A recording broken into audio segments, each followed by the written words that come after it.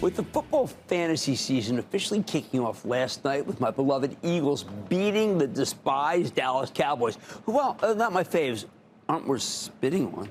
That means it's time for our Mad Money Fantasy Stock Football Draft. We do this exercise every year because, look, I just think it's a great way to educate you. Building a great portfolio has a lot in common with building a great fantasy football team.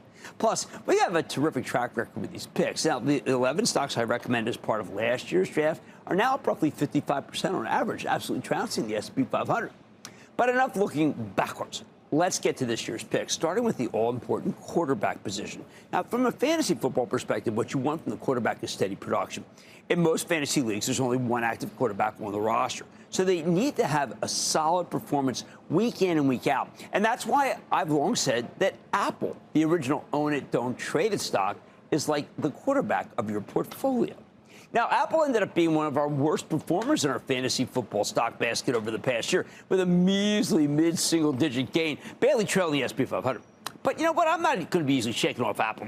It doesn't bother me. The stock's in fantastic shape. Again, you know, it's up over 41% from its April lows. The company seems to be back in the good graces of the Trump administration. The judiciary hasn't blocked them from taking billions of dollars to make Google their default search engine, and Apple's sales are growing again. That's why it remains a huge position for our charitable trust. As long as they can keep doing pay to play with, where you don't have to worry about the company's AI strategy, well, they'll just do what they did with search and make a fortune in the process. Maybe it's more than $20 billion a year from Google.